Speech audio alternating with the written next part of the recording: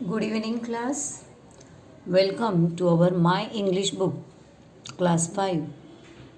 Today is Wednesday and it is last month of this year 2021. Today is 1st of December 2021. In our last period, we have learned how creatures move.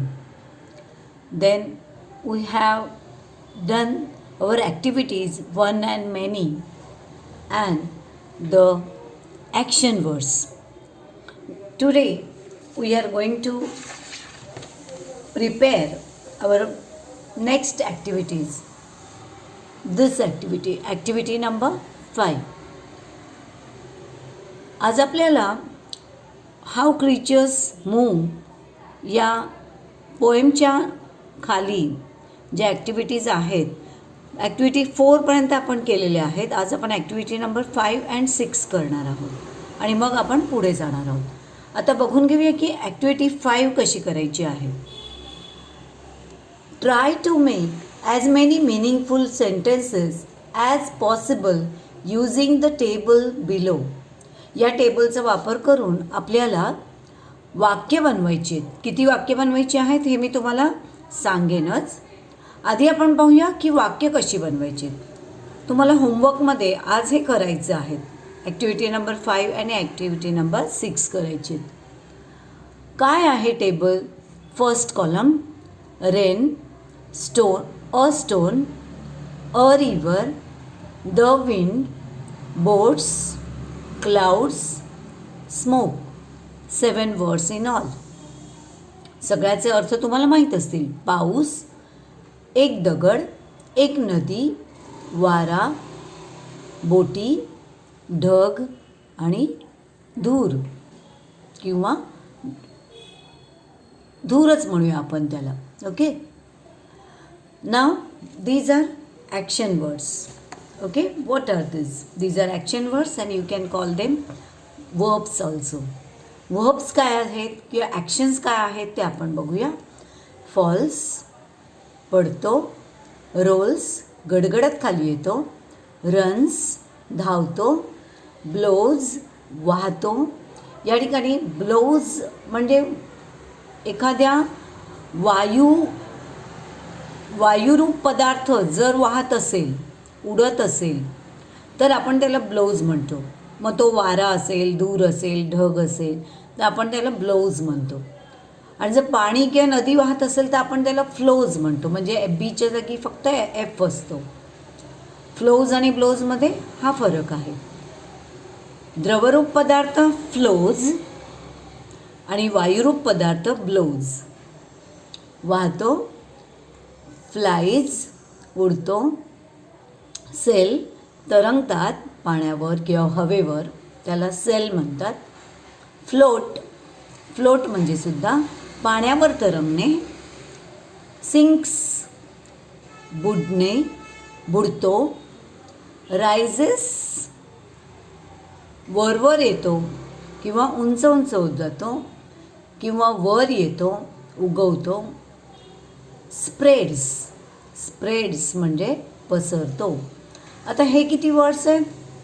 These are 10 action words. Okay.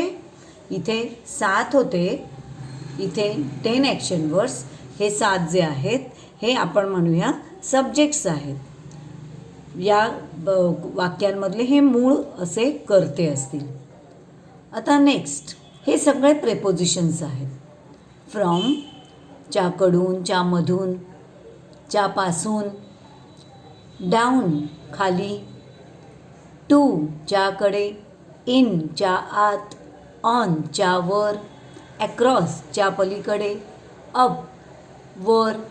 आणि over. These are 8 words in all.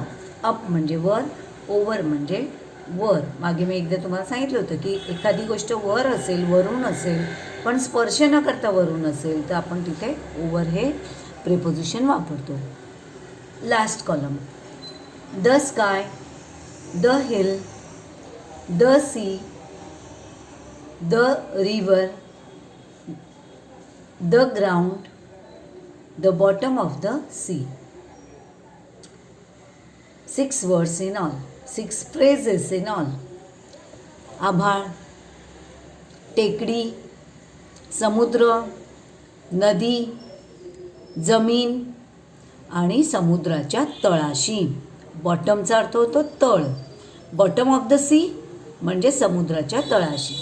आता ह्या कॉलममधून वाक्य आपल्याला करायचे, ते पण ती वाक्य योग्य आणि अर्थपूर्ण झाली पाहिजे. असं नाही की तुम्ही पहिला शब्द उचलला तर त्याला पहिलाच मॅच होईल, दुसरा शब्द उचलला तर दुसराच मॅच होईल, असं नाही. तर तुम्हाला या ठिकाणी डोकं वापरून त्याचे अर्थ समजून घेऊन तुम्हाला ही वाक्य करायची आहेत. टोटल तुम्हाला 10 वाक्य या टेबलमधून बनवायची आहे. You have to form 10 sentences, 10 meaningful sentences from this table. जसे की आपण म्हणू शकतो, rain falls from the sky. पाऊस आभाळातून पडतो. Rain falls to the ground. पाऊस जमिनीवर पडतो. A stone rolls down the hill. A stone rolls down the hill. दगड रोल्स डाऊन म्हणजे गडगडत खाली येतो टेकडीवरून. दगड टेकडीवरून गडगडत खाली येतो. किंवा आपल्याला असे घेता येईल वाक्य, अ स्टोन सिंक्स बुडतो. A stone sinks in the river. A stone sinks in the river. दगड नदीमध्ये बुडतो. असं सुद्धा वाक्य त्या ठिकाणी तुम्ही करू शकता स्टोनचं. तर अ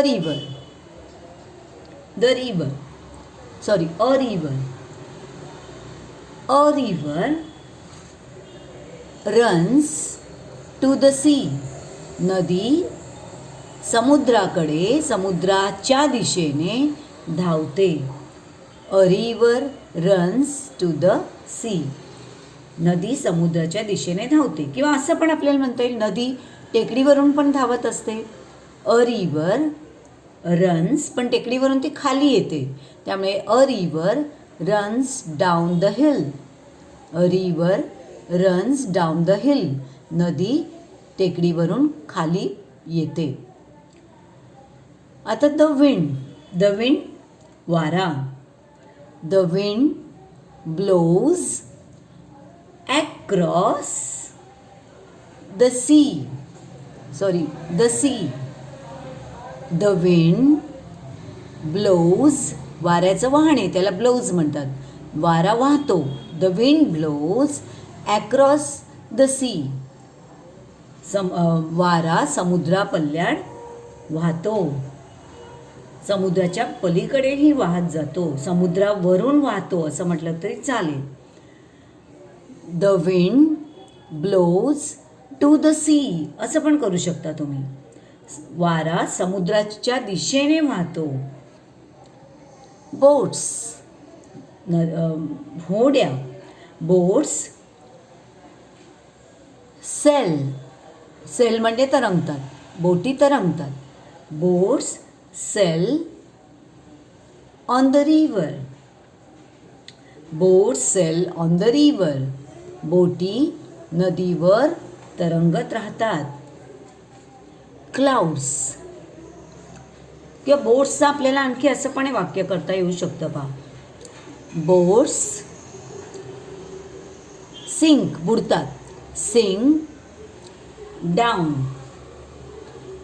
boats sink down the bottom of the river, the bottom of the sea. बोटी समुद्राच्या तळाशी बुडतात असं पण वाक्य करता येईल. आता क्लाउड्स घेऊया आपण. Clouds sail across the sky. Clouds sail across the sky. ढग आभाळामध्ये काय होतात, आभाळात तरंगत असतात. किंवा क्लाउड्स फ्लोट, फ्लोट म्हणजे सुद्धा तरंगणे. Clouds float in the sky, ढग आकाशात तरंगतात, असं पण आपण करू शकतो वाक्य. आता स्मोक, स्मोक म्हणजे धूर. स्मोक स्प्रेड्स, स्प्रेड्स म्हणजे पसरतो, धूर पसरतो. Smoke spreads across the sky, धूर आकाशामध्ये पसरतो. Smoke rises up the hill, धूर किंवा धुराचे ढग टेकडीवर जातात, टेकडीवर रायझेस अप होतात. रायझेस अप म्हणजे उंच उंच जातात टेकडीच्या वर. तर आता मी तुम्हाला भरपूर वाक्य करून दाखवली. जवळजवळ प्रत्येक मुख्य शब्दापासून प्रत्येक जे सब्जेक्ट आहे, कर्ता जो आहे, त्यापासून तुम्हाला जवळजवळ 2-2, 3-3 वाक्य मी करून दाखवलेली आहेत. तुम्हाला केवळ 10 वाक्य करायची आहेत. 10पेक्षा अधिकही वाक्य तुम्ही करू शकता. पण अट ही आहे की इथला प्रत्येक शब्द जो आहे तो तुमच्या वाक्यात आला पाहिजे. म्हणजे प्रत्येक शब्दापासून एक तरी वाक्य तयार झालं पाहिजे. तर हा आजचा तुमचा पहिला होमवर्क असेल, ॲक्टिव्हिटी नंबर 5.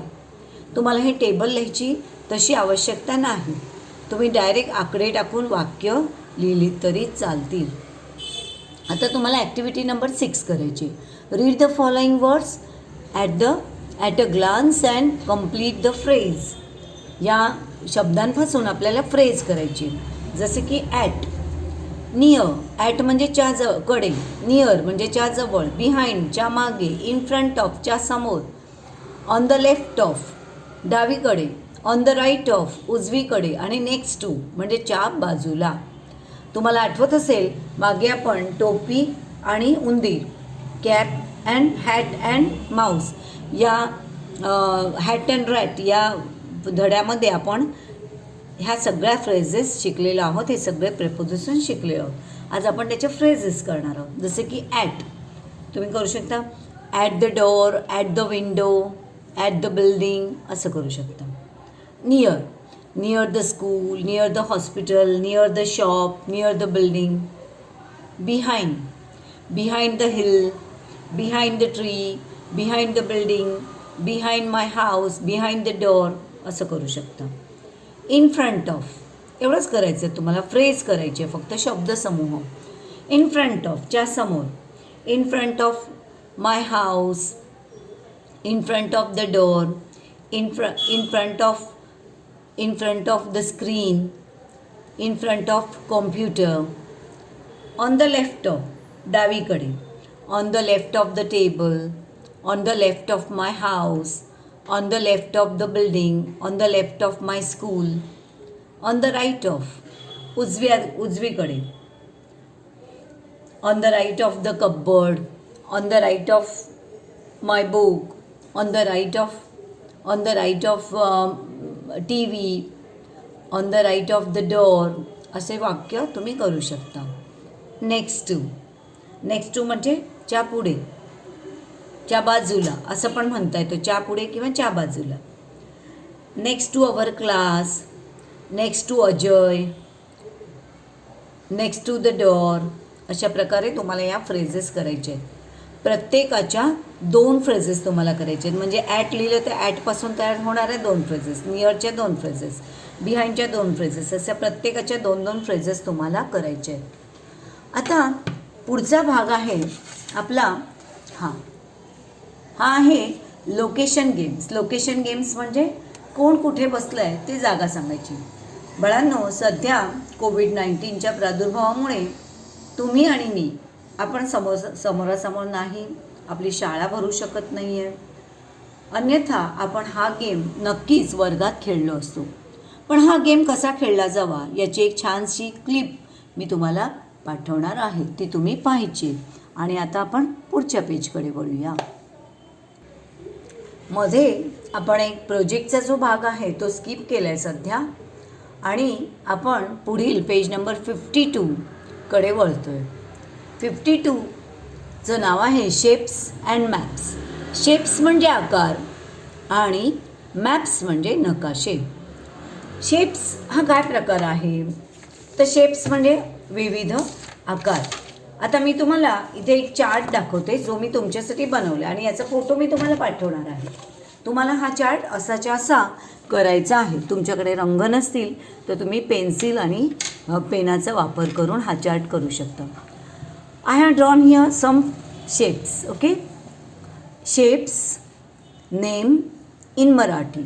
शेप्स इथे मी दाखवलेले आहेत आकार, त्याची इंग्लिशमधून स्पेलिंग्स नावं लिहिलेली आहेत, त्याचे प्रोनाऊन्सिएशन कसे करायचे ते दिलेत आणि नेक्स्ट कॉलममध्ये मी त्यांना मराठीतलं नाव काय आहे ते दिलेलं आहे. हा आहे, दिस इज ॲरो. ॲरो बाण, पॉईंट बिंदू, स्क्वेअर. स्क्वेअर म्हणजे ज्याच्या चारही बाजू समान असतात. चौरस, rectangle, only both sides in front of. एकमेकांच्या समोरासमोरच्या दोन बाजू ज्या समान आकाराच्या असतात, समान मापाच्या असतात, त्याला आपण आयत म्हणतो मराठीमध्ये. इंग्लिशमध्ये त्याला म्हणतात रेक्टँगल, आयत. त्रिकोण म्हणजेच ज्याला 3 कोण असतात, 3 कोणांमुळेच याला 3 अँगल्स असल्यामुळे याला आपण ट्रायँगल असं म्हणतात. ट्रायँगल 3 कोणांचा म्हणजेच ज्याला आपण मराठीत त्रिकोण म्हणतो. सर्कल, सर्कल वर्तुळ. Star, Tara. And this is line म्हणजे रेषा. हे टेबल तुम्हाला करायचं आहेच. त्यानंतर या वेगवेगळ्या शेप्सचा वापर करून या ठिकाणी मॅप आपण कसा तयार करू शकतो त्याचे एक खूप सुंदर असं स्पेसिमेन दिलेलं आहे, नमुना दिलेला आहे. इथे हे शेप्स या ठिकाणी दाखवलेले जे मी तुम्हाला आता सांगितले ते इथे आडवे दाखवलेले आहेत आणि ते आपल्याला करायचं आहे. आता पहा, ॲरोचा वापर करून काय केलेलं आहे, यांनी काय केलेलं आहे, हा इथे एक मॅप ड्रॉ केला आहे. मुलांनो, काय असतं की when shapes are used to show anything, it becomes easy to understand and read any map. Shapes are so much important. तुम्ही जेव्हा शेप्सचा वापर, विविध शेप्सचा वापर करून जेव्हा तुम्ही एखादा नकाशा काढता तेव्हा तो नकाशा समजून घेणं आणि तो नकाशा तयार करणं, समजून घेणं, वाचता येणं तो नकाशा हे खूप सोपं होतं. आता हा बघा, इथे मॅप ऑफ अ गार्डन, एका बागेचा हा मॅप तयार केला आहे. आणि तुमच्या लक्षात येईल, मॅप तयार करताना तुम्ही समजा आता जर म्हणालात एंट्रन्स, फाउंटन. एंट्रन्स म्हणजे प्रवेशद्वार, फाउंटन म्हणजे कारंजं, बुशेस म्हणजे झुडपं, ट्रीज म्हणजे झाडं, लॉन म्हणजे कुरण, हिरवळ जी असते ती, स्लाईड्स म्हणजे तुम्ही काय म्हणता आपण घसरगुंड्या, स्विंग्स म्हणजे झोपाळा, कॅन्टीन म्हणजे खाद्यपदार्थांचा जो स्टॉल असतो बागेमध्ये तो, गार्बेज बिन म्हणजे कचराकुंडी, टॉयलेट्स म्हणजे प्रसाधनगृह, रॉकेट. रॉकेट हे लहान मुलांच्या खेळण्यासाठी एखादं बनवलेलं असतं तसं. सांगाडा असतो बघा रॉकेटचा ज्याच्यावर तुम्ही चढता. Banyan tree and platform. Banyan tree म्हणजे वडाचं झाड आणि त्याच्या भोवतीचा प्लॅटफॉर्म म्हणजे त्याच्या भोवतीचा पार. आणि सगळ्यात शेवटी स्टॉल्स. स्टॉल्ससाठी त्यांनी सेमी सर्कल दाखवले. आता समजा मी जी नावं घेतली त्या नावांप्रमाणे जर तुम्ही ह्या सगळ्या गोष्टी चित्र काढायच्या रूपामध्ये चित्र काढली असती तर तुम्हाला हा एवढ्या जागेत तो मॅप बसवता आला असता का? मुळीच नाही. तर मग त्या प्रत्येक चित्रासाठी जर आपण एखादं चिन्ह म्हणजे ज्याला आपण म्हणतो की शेप ठरवला, चिन्ह जर त्याच्यासाठी आपण निश्चित केलं तर आपल्याला अगदी छोट्या जागेतसुद्धा गार्डन पूर्णपणे आपल्या कागदावर अगदी कमी जागेत एका पानावर दाखवता येतं. आता पहा कसं दाखवलेलं आहे. इथे म्हटलं आहे इंडेक्स. इंडेक्स म्हणजे ही अनुक्रमणिका, सूची दिलेली आहे ज्याला आपण लिस्ट म्हणतो, यादी. जेवढ्या गोष्टी आपल्याला या गार्डनमधल्या दाखवायच्या आहेत या मॅपमध्ये, या नकाशामध्ये, की गार्डनमध्ये तुम्ही कुठून येणार आणि गार्डनमध्ये कुठली वस्तू कुठे आहे हे दाखवायचं असतं. तर त्यावेळेला तुम्ही या वेगवेगळ्या चिन्ह आधी निश्चित करायची की कुठलं वस्तू घसरगुंडी दाखवण्यासाठी मी कसं चिन्ह वापरेन, झुडपं दाखवायची असेल तर कसं चिन्ह वापरेन, मोठी झाडं दाखवायची असेल तर कसं कसं चिन्ह वापरेन. चिन्ह म्हणजे ज्याला आपण इंग्लिशमध्ये साईन म्हणतो. तर हे सायन्स ठरवायचे आणि सायन्स तुम्ही यापैकी कुठल्याही आकारातून तुम्ही निवडू शकता. जसे की पहा, एंट्रन्ससाठी त्याने ॲरो वापरलं आहे. फाउंटन म्हणजे कारंजासाठी मोठा जांभळ्या रंगाचं मोठं सर्कल वापरलं आहे. बुशेससाठी त्यांनी छोटं ग्रीन कलरचं सर्कल वापरलं आहे. बुशेस म्हणजे झुडपं. ट्रीज म्हणजे मोठमोठी झाडं असतात, त्यासाठी त्यांनी ट्रायंगल वापरलेलं आहे. लॉन म्हणजे कुरण दाखवायचे, हिरवळ दाखवायचे, तर त्यांनी छोटे छोटे व्ही शेप वापरलेले आहेत. स्लाईड्स म्हणजे घसरगुंड्या दाखवायचे, तर त्यासाठी त्यांनी रेक्टँगलचा वापर केला आहे. उभे रेक्टँगल, आडवे रेक्टँगल. स्विंग्स म्हणजे झोपाळे दाखवायचे, तर झोपाळ्याचं चित्र इथे दाखवण्याऐवजी त्यांनी स्विंग्ससाठी यू या चिन्हाचा वापर केलेला आहे, साईन वापरलेलं आहे. कॅन्टीन स्क्वेअर, पिंक कलरचा स्क्वेअर कॅन्टीनसाठी वापरलेला आहे. गार्बेज बिन दाखवायचं आहे, तर गार्बेज बिनसाठी त्यांनी पॉईंटचा वापर केलेला आहे. टॉयलेटसाठी त्यांनी स्मॉल रेक्टँगलचा वापर केलेला आहे. रॉकेटसाठी त्यांनी स्टारचा वापर केला आहे. बनियान ट्री अँड प्लॅटफॉर्म, आता मोठं वडाचं झाड आणि त्याच्या भोवतीचा पार दाखवायचं आहे, तर त्यांनी बघा किती छान 2 सर्कल्स वापरलेत. मध्यभागी वडाचं झाड दाखवण्यासाठी एक स्मॉल सर्कल अँड त्याच्या अराउंड एक बिग सर्कल दाखवलं आहे, म्हणजे तो पार दाखवतो. तसे एकातले एक असे 2 सर्कल्स दाखवले. आणि स्टॉल्स म्हणजे कॅन्टीन व्यतिरिक्त जी छोटी छोटी दुकानं असतात ती दाखवण्यासाठी त्यांनी स्टॉल्ससाठी त्यांनी सेमी सर्कलचा वापर केला आहे. पहा, आता तुम्ही या बागेमध्ये इथून एंट्री करता and you can enter from here. इथून तुम्ही वरून एंट्रन्स दाखवलेलं आहे या बाजूने.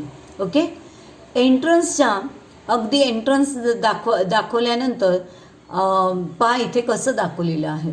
Wien you enter here in the garden you can see the big trees, big 1 2 3 5 6 7 1 2 3 4 5 6 big trees दाखवलेले आहेत अगदी राईट साईडला.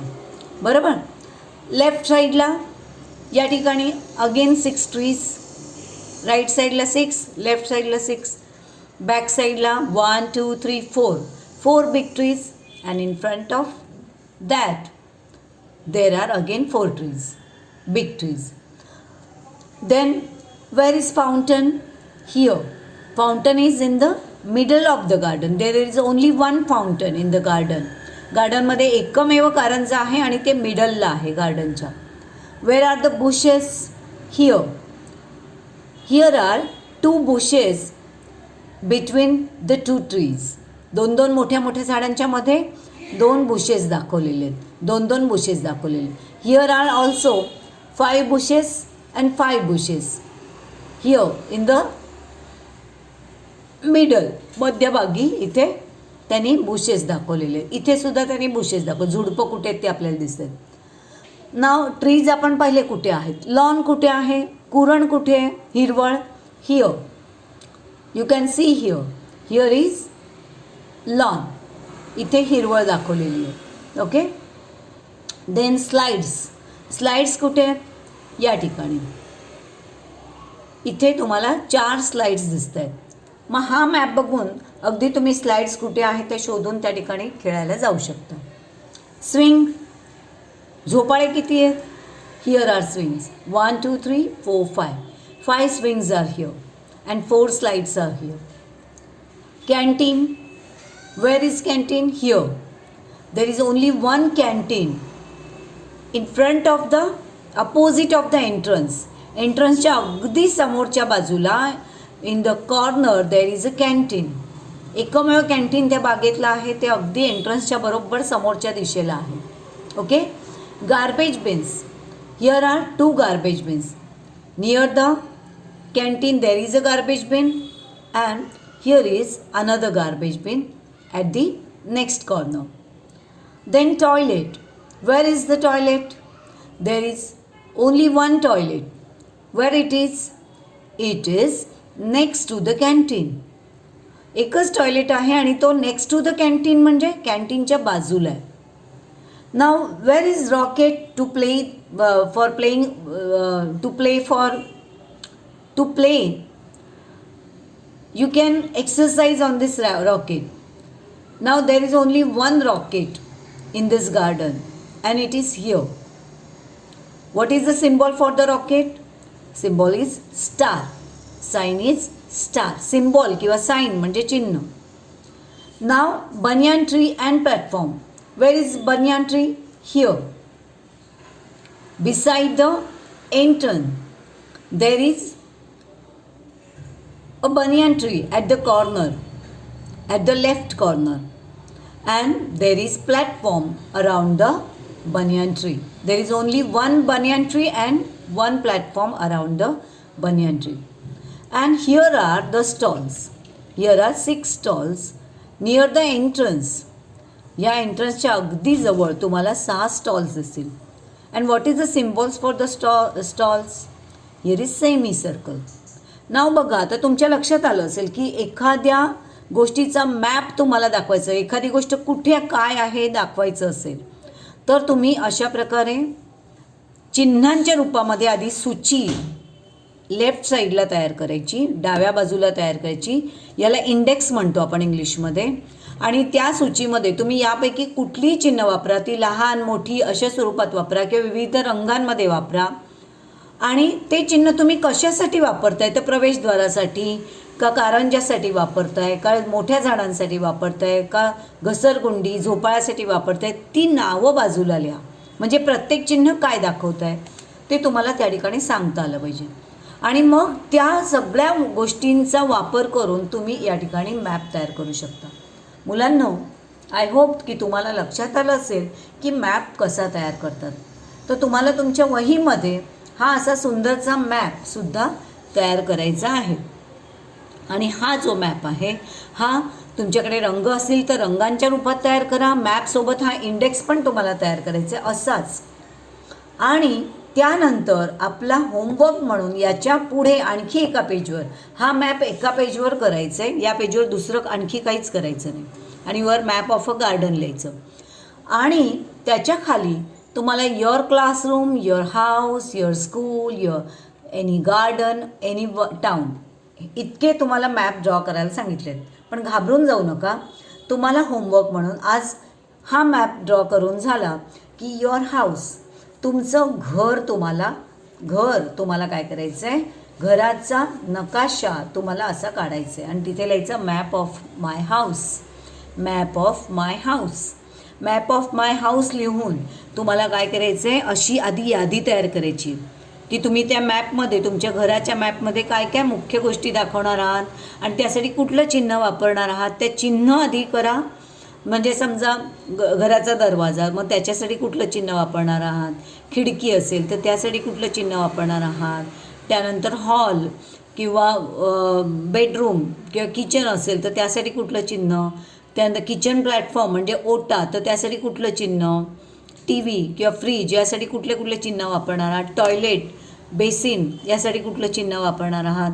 तर ते तुम्हाला एक 5-6 गोष्टी ज्या मुख्य घरात आहेत त्या चिन्हांच्या रूपात आधी इथे त्याची यादी बनवायची. बाजूला त्याचं नाव लिहायचं की तुम्ही ते चिन्ह कुठल्या गोष्टीसाठी दाखवते.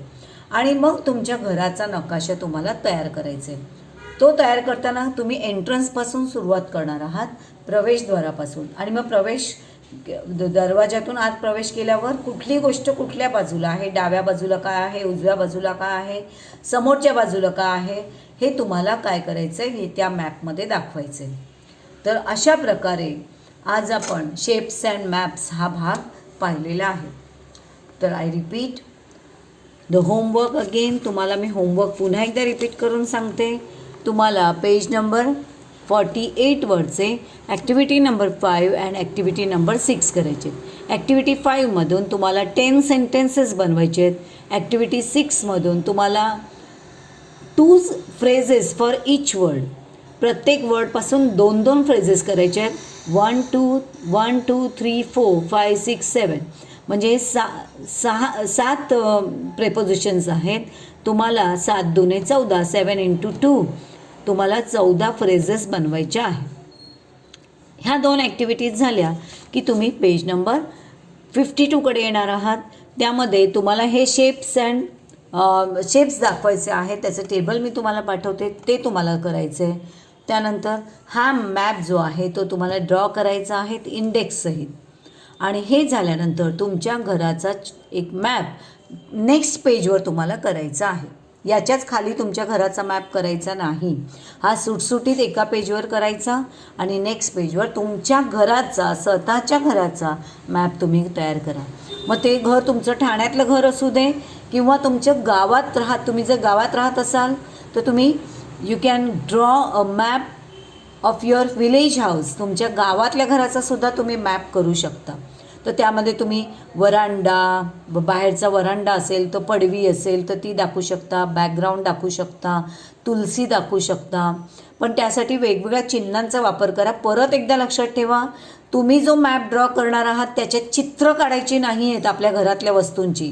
म्हणजे माझ्या घराचं चित्र नाही काढायचं आहे, तर त्या घराचा मॅप तुम्हाला तयार करायचा. आणि मॅपसाठी तुम्ही वेगवेगळी चिन्ह आधी निवडणार आहात.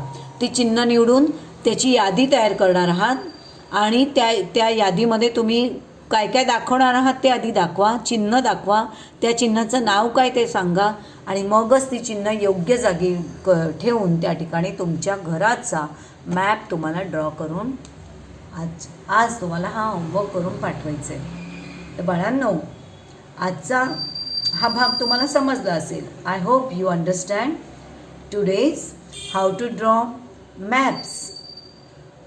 And now I am waiting for your homework.